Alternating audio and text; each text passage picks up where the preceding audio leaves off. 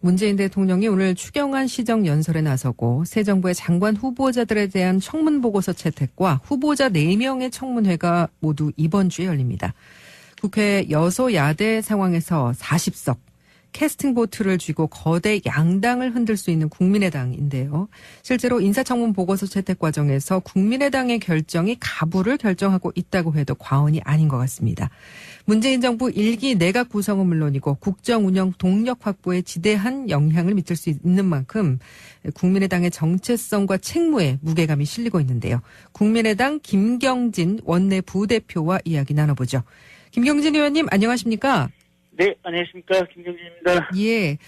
오늘 문재인 대통령이 국회에서 일자리 추경 시정연설에 나서잖아요. 예. 대통령이 추경에 대한 시정연설에 직접 나서는 것 헌정사상 처음이라고 하는데 어떻게 받아들이고 계세요? 그러니까 대통령께서 그만큼 이제 국가 대화 협치를 강조하셨고, 예.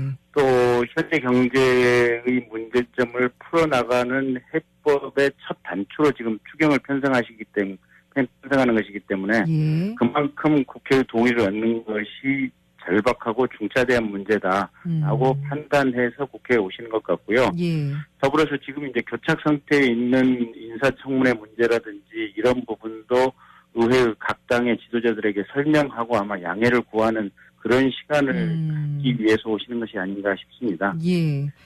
일자리 추경에 대해서는 뭐 그것이 실업 문제의 바람직한 해법이 될 수 있을까 하는 부분은 논란인 듯 합니다만은 그래도 국민 여론은 어쨌든 서민들을 위한 추경이니까 급한 불이라도 껐으면 하는 바람이 있을 텐데요. 이런 네. 국민적인 바람을 국민의당에서는 어떻게 외면할 수 없는 입장이지 않습니까?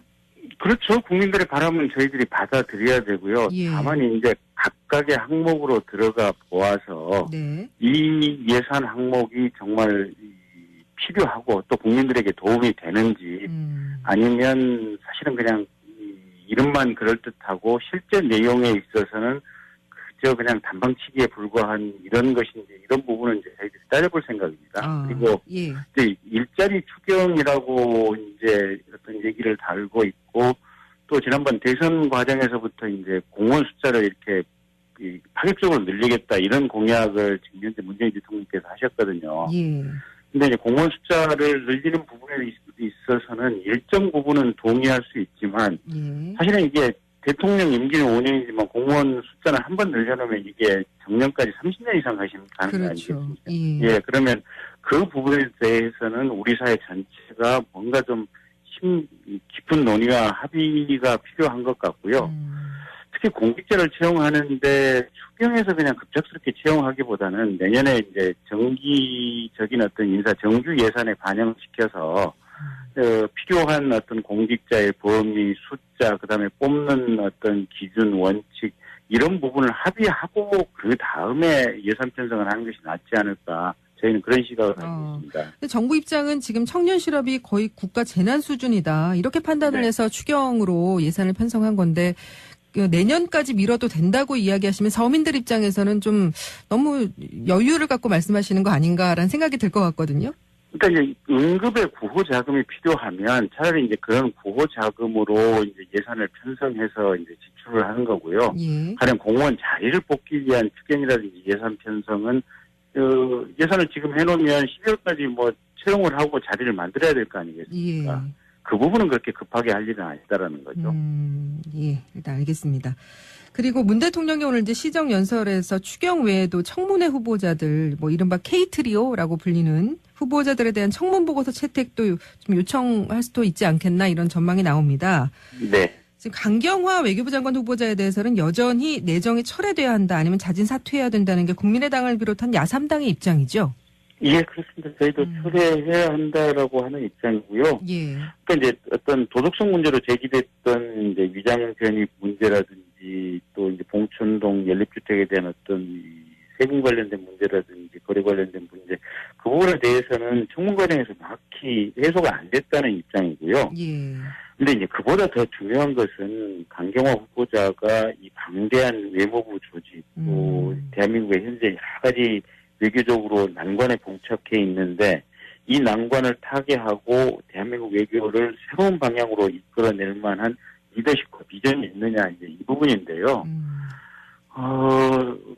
외통위 소속 의원들에게 얘기를 들어보면 예. 그게 없다라고 부정적인 판단을 확정적으로 내린 것 같습니다. 예.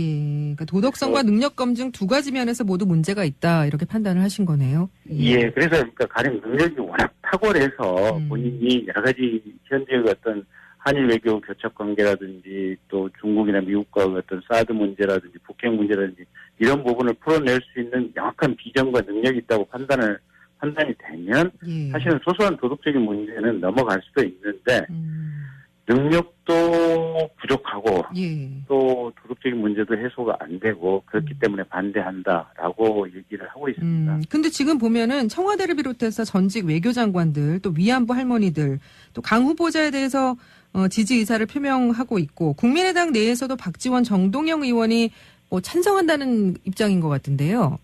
그러니까 이제 당내에서 박지원, 정동영 의원이 이제 찬성한다고 하는 입장은 저희 당내에서 그만큼 이제 활발한 토론이 이루어지고 있다는 어떤 이제 이런 반증이고요. 예. 이제 박지원 전 대표 같은 경우에는 어쨌든 새로운 정권이 시작하는 마당이니까 이게 이 문재인 대통령의 인사 추천이 이제 후보자 내정이 옳건 그러건 간에 가급적이면 좀 이렇게 인정해주고 가자라는 그런 큰 틀의 전제하에 서서 이제 나온 얘기인 것 같고요. 예.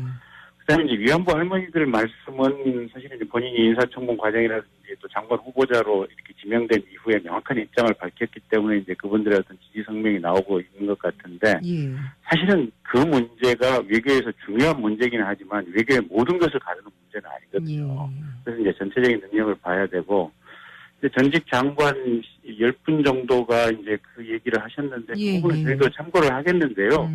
근데 이제 그 국회 내에서 이제 외통위원들 사이의 판단은 그렇다는 겁니다.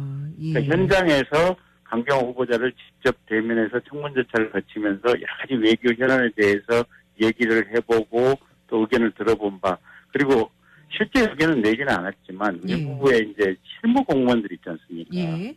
실무 공무원들을 통해서 듣는 얘기는 외통위원들로부터 이제 제가 전해 들은 바에 의하면 우선 이제 강경호 후보자가 그 국제기구 외교는 상당한 경험이 있지만 예. 외교 중요한 포인트는 1대1 외교 아니겠습니까? 그렇죠. 양자 외교 아니겠습니까? 예. 근데 이 양자 외교에 대해서는 경험도 없고 또 역시 풀어나갈 만한 비전이 있다고 판단하지 않는다라는 얘기들이 많아서 예. 그런 부분들이 종합적으로 이렇게 고려돼서 그런 부정적인 결론이 나온 것 같습니다. 그 김희수 헌재소장 후보자나 김상조 공정위원장 후보자의 경우는 여당의 태도를 주시하면서 고민하겠다 이런 입장을 내셨는데 이른바 그 읍참 경화를 협상 카드로 제시를 한 겁니까? 아니요, 그렇진 않고요. 아마 이제 김동철 원내대표께서 이제 기자들과 만나서 간담회를 하는 자리에서 기자들이 김동철 원내대표에게 강경호 후보자 문제하고 김희수 후보자 문제를 연계해서 판단을 할 거냐라고 질문을 했고 거기에 대해서 김동철 원내대표의 공식적인 답변, 이제 정식 답변은 뭐라고 얘기를 하셨냐면 연계될 대상은 아니다. 각각 판단을 한다. 다만 만약에 강경호 후보자에 대해서 정부가 임명을 강행하게 된다면 김희수 후보자에 대한 이 표결 과정에서 각각의 의원들이 심정적으로 영향을 받을 가능성이 있지 않겠느냐. 그래서 이제 그 부분이 연계를 한다라고 아마 이렇게 오독이 된 것 같습니다. 근데 사실은 인사 문제라고 하는 것은 각각의 후보자 한 명별로 이렇게 각각 판정을 해야 맞는 거 아니겠습니까? 그래서 저 개인적인 생각도 그렇고 이게 연계를 하는 것은 부적당하다고 생각을 하고 있고요. 강경호 후보자에 대해서는 당내에서 이제 거의 부정적인 의견이 이제 정리가 된 상태고, 김희수 후보자에 대해서는 찬반 양론이 상당히 강하게 있습니다. 강하게 있고, 근데 다만 이제 저희 국민의당의 입장은 어쨌든 찬성이든 반대든 인사청문 보고서는 채택을 하고, 적격이든 부적격이든 청문 보고서는 채택을 하시겠다. 하고 그다음에 본회의 표결에 들어가자. 그래서 본회의 표결에 들어가서 이제 어떤 의견을 낼 것인지는 이제 오늘 의원총회를 해봐야 알겠지만 대체로는 각각 의원들의 양심에 따라서 자유투표를 하자 이렇게 갈 가능성이 높습니다. 그렇군요. 네. 그런데 지금 청와대가 이른바 이제 일자리 추경안하고 청문회를 뭐 이른바 뭐 이렇게 표현합니다만은 패키지 딜 하는 것에 대해서는 어떻게 보세요?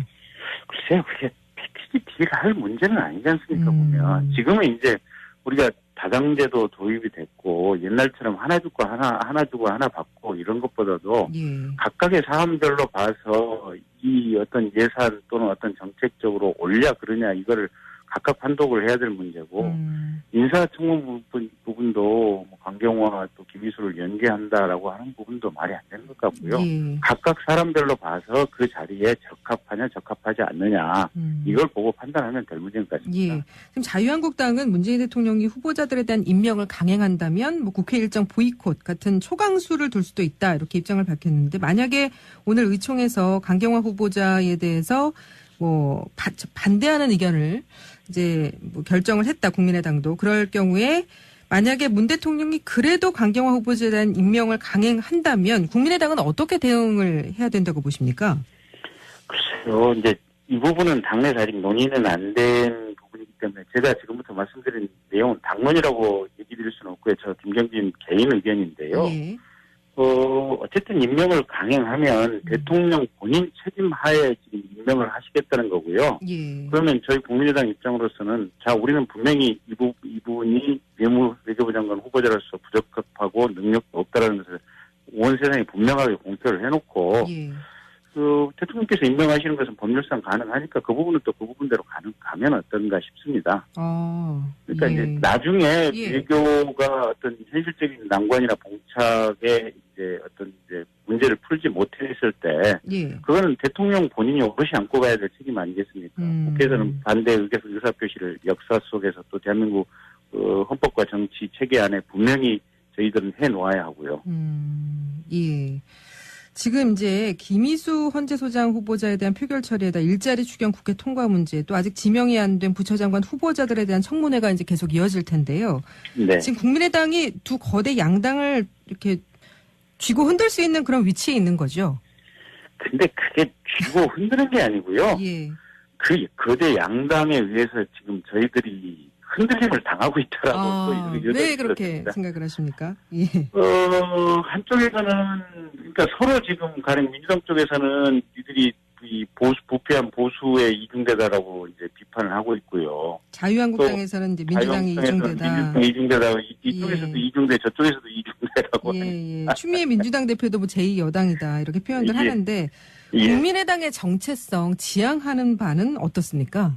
근데 이제 이 정체성이라고 하는 것이 좌다, 우다, 보수다, 진보다 이런 색깔이라든지 어떤 정책적 방향성 이제 이런 측면에 관심을 두기보다도요. 예. 이제 저희들은 중간에서 국정이 제대로 원활하게 돌아갈 수 있도록 최선의 조정자 역할을 하는 조정자로서 어떤 이 정체성을 가지겠다 이런 관점에서 주목을 해주시면 좋겠습니다. 예. 그래서 지난번에 이제 이번 이제 19대 국회 개회 때도 그랬고. 그다음에 이낙연 총리 인준 때도 그렇고 저희들이 최대한의 합의와 타협을 이끌어내지 않습니까? 저희 국민의당의 존재로 인해서. 예. 그래서 그런 면에서 이쪽 저쪽 양측으로부터 공히 저희가 비난을 받고 있지만 그럼에도 불구하고 한국 정치가 그 마지막 순간까지 극단적인 파행으로 가지 않고 어느 순간에 합의가 도출되고 정치가 돌아갈 수 있는 그 매개체가 저희들의 역할이고 운명이다 이렇게 보고 있습니다. 예. 지금 이제 김경진 의원께서는 미방위 소속이시잖아요. 예, 그렇습니다. 예. 김용수 방통위원을 미래부 2차관에 임명한 것, 이 부분은 어떻게 생각하세요? 글쎄요, 그거는 또 하나의 꼼수가 아닌가 싶습니다. 그러니까 사실은 방통위원이라고 하는 것이 이제 독립적이고 임기가 보장된 직책 아닙니까? 예.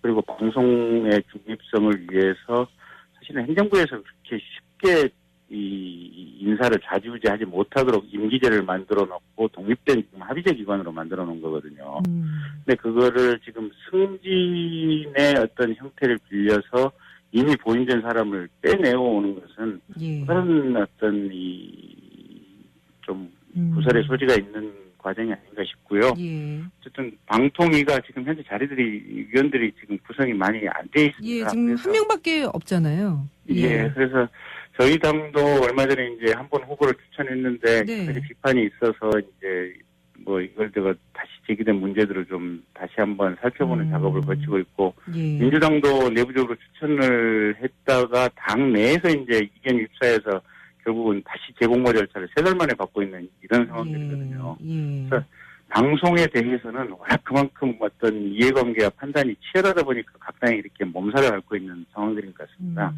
그래서 우리 사회 모두가 방송 분야에 있어서는 서로 정말 공정하고 담백한 마음으로 이렇게 임해야 되고요. 그런 예. 역할을 할 수 있는 방통위원을 선임하고 선임한 다음에는 그 임기 끝까지 독립적으로 운영될 수 있도록 보장해 주는 것이 중요한 문제였습니다. 예, 알겠습니다. 오늘 여기까지 말씀 듣겠습니다. 고맙습니다. 네, 고맙습니다. 네, 지금까지 김경진 국민의당 원내 부대표와 말씀 나눴습니다.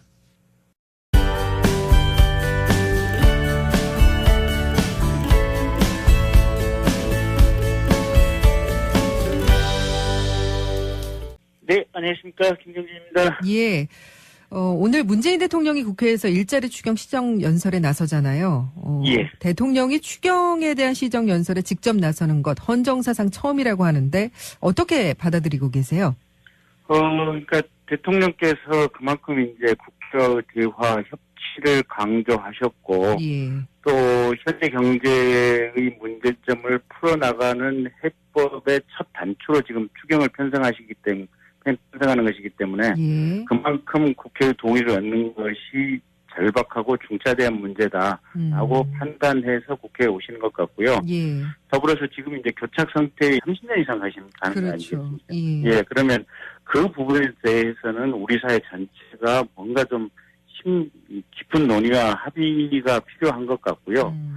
특히 공직자를 채용하는데 추경에서 그냥 급작스럽게 채용하기보다는 내년에 이제 정기적인 어떤 인사 정규 예산에 반영시켜서 필요한 어떤 공직자의 범위, 숫자, 그다음에 뽑는 어떤 기준, 원칙 이런 부분을 합의하고 그 다음에 예산 편성을 하는 것이 낫지 않을까. 저희는 그런 시각을 가지고 있습니다. 근데 정부 입장은 지금 청년 실업이 거의 국가 재난 수준이다. 이렇게 판단을 네. 해서 추경으로 예산을 편성한 건데 있는 인사청문회 문제라든지 이런 부분도 의회 각 당의 지도자들에게 설명하고 아마 양해를 구하는 그런 시간을 갖기 위해서 오시는 것이 아닌가 싶습니다. 예.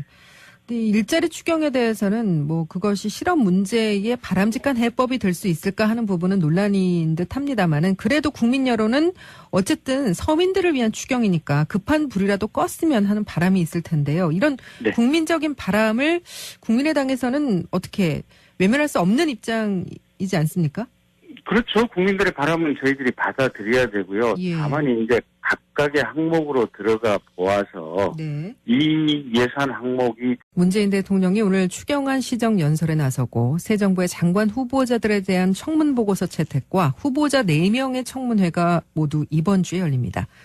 국회 여소야대 상황에서 40석 캐스팅 보트를 쥐고 거대 양당을 흔들 수 있는 국민의당인데요. 실제로 인사청문 보고서 채택 과정에서 국민의당의 결정이 가부를 결정하고 있다고 해도 과언이 아닌 것 같습니다. 문재인 정부 1기 내각 구성은 물론이고 국정 운영 동력 확보에 지대한 영향을 미칠 수 있는 만큼 국민의당의 정체성과 책무에 무게감이 실리고 있는데요. 국민의당 김경진 원내 부대표와 이야기 나눠보죠. 김경진 의원님 안녕하십니까? 정말 필요하고 또 국민들에게 도움이 되는지 아니면 사실은 그냥 이름만 그럴듯하고 실제 내용에 있어서는 그저 그냥 단방치기에 불과한 이런 것인지 이런 부분은 이제 저희들이 따져볼 생각입니다. 그리고 예. 이제 일자리 추경이라고 이제 어떤 얘기를 다루고 있고 또 지난번 대선 과정에서부터 이제 공무원 숫자를 이렇게 파격적으로 늘리겠다 이런 공약을 지금 현재 문재인 대통령께서 하셨거든요. 예. 근데 이제 공무원 숫자를 늘리는 부분에 있어서는 일정 부분은 동의할 수 있지만 예. 사실은 이게 대통령 임기는 5년이지만 공무원 숫자는 한 번 늘려놓으면 이게 정년까지